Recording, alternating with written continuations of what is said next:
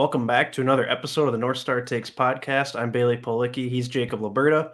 We're a Minnesota sports podcast, so if you're new to the channel, please hit that subscribe button. And if you're a Timberwolves fan, give this video a like. We're going to be talking Minnesota Timberwolves trade deadline speculation, the latest rumors. And really, there haven't been a whole lot of Timberwolves rumors, honestly. There's been some rumblings that they are trying to aggressively pursue Marcus Smart. And then apparently the Celtics want Beasley plus McDaniels or a first-round pick, which I think is outrageous for Marcus Smart.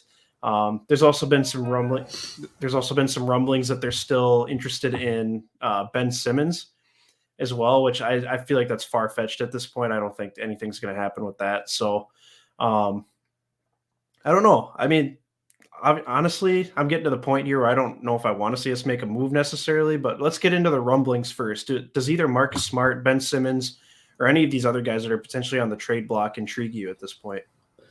I want nothing to do with Ben Simmons at this point, just because I think he'd be replacing a star on your team. I don't really want to mess with that right now. I like our big three as it is, so I think that's out the door. I don't think there's a scenario where we could make him part of a four-way kind of deal here. So I'd say that's off the table for me. And then as far as Marcus Smart goes, I think that one's worth considering a little bit more just because he's one of the top defensive guards in the whole NBA. Like, nobody can really dispute that. Like, he's a menace out there on the wing. And I think he can get in everybody's face those elite perimeter scorers that are in this Western Conference that we might go against in a potential playoff series. So I think that's certainly – something to think about, but at the same time, I don't know if he's too much like Beverly, where you want to double down on that and maybe ship out a guy like Beasley, who's way more of a shooter, or has the potential of being way more of a shooter than Marcus Smart. And then, like you said, moving on from Jaden McDaniels, that gives me hesitation too, just because like the upside is definitely there.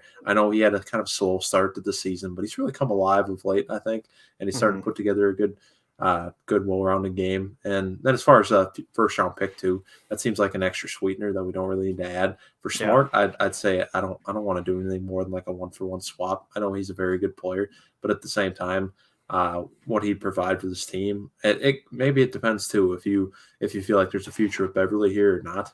Because if you think you're going to extend Beverly in the offseason, I don't really think it makes much sense to add Smart here. But if you don't think you see a long-term future with Beverly, then maybe it does make sense to add Smart, because then he just replace Beverly going forward, because I know Smart is under contract for, I think, another 3 years after this last I checked. So I think it's worth considering, but at this point, it's a pretty hard sell for me to move on with multiple assets just to get this one guy. Yeah, and Smart's obviously a great defender, and he's got some offensive game as well, but I just don't know if he'd bring that same leadership aspect that Patrick Beverly would. Yeah, and while Beverly's getting older and obviously his injury problems are, they keep popping up, he misses a lot of games, but at the same time, just having him there on the bench, getting after the guys and, being the goon that he is, I think this team really needs that. And, I'd like to see Bev stick around for another couple seasons, at least for next year for sure, just because the culture is established now, but now we just need to let it grow a little bit, I think. And I guess that kind of transitions into our next point here. I think you and I are probably on the same page with this, but do we really think the Timberwolves even need to make a trade at this point, or should they just kind of let it ride? I mean, we've been discussing this all season, but especially with how they've played of late, they've won, 4 or 5 games in a row now. Obviously the schedule's, an easy point right now. They've won like 10 of their last 12 home games or something, I think I saw, which is outstanding. The Timberwolves usually never play well at home, going back to previous seasons. So do you think they're hitting their stride kind of at the right time here? And do you think that they should just kind of stand pat? I think they're starting to put it together. And I think if you can infer with my explanation about Marcus Smart that I don't believe we should be seeking a trade at this point. But at the same time, I don't think we can get too high yet, just because, like you said, of late, our most recent game being that one against the Sunday performance against the Pistons and coming out back-to-back against them, actually. I know they're still stacking wins, which is great. Like, any win is a good win, in my opinion. So that's good. But at the same time, like, we're playing a weaker part of the schedule, so I don't think it's really worth I don't think it's worth getting too pumped about it yet.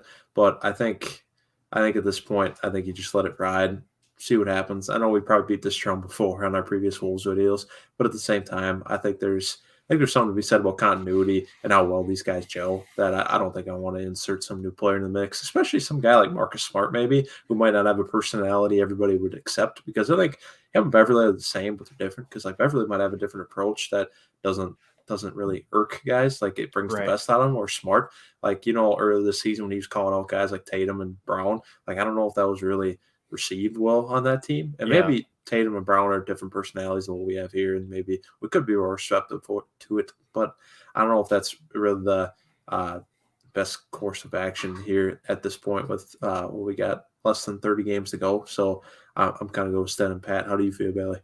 Yeah, I think we should stand pat too. What's really stuck out to me this last couple weeks here, the Timberwolves really have like 11 NBA players in their rotation. Like you're getting huge contributions now from a guy like Torian Prince, who Mhm. was basically non-existent for the most part this season. Malik Beasley's starting to turn his shot around.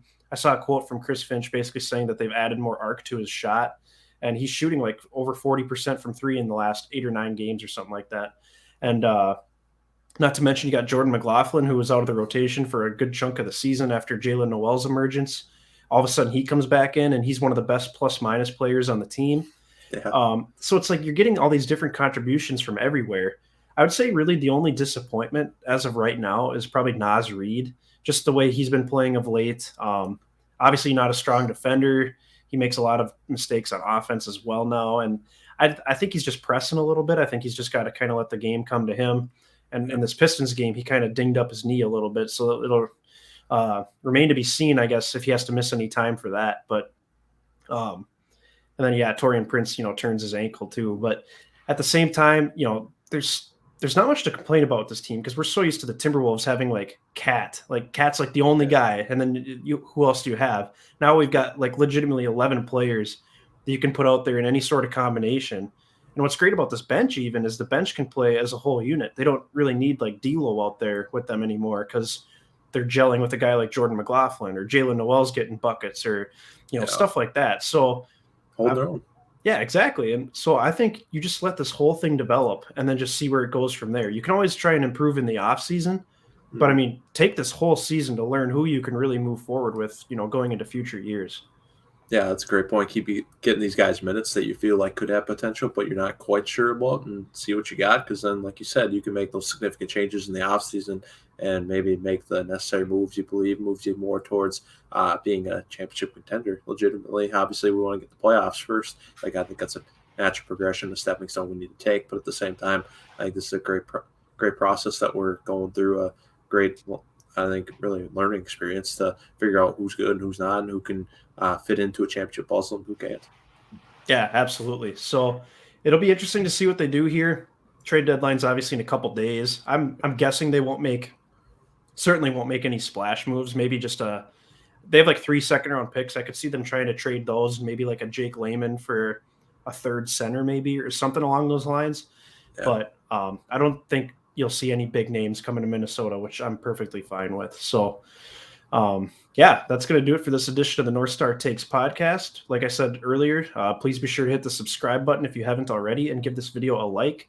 Feel free to follow us on both Twitter and Instagram and leave your comments below. What are your thoughts on the trade deadline for the Wolves? Do you want to see them make moves for some of these bigger name players? Do you want to see them stand pat? And what you think the outlook is for the rest of the season as they're really starting to play well. They're 3 games above 500 for the first time all year. So super exciting stuff. So until next time, thanks for watching.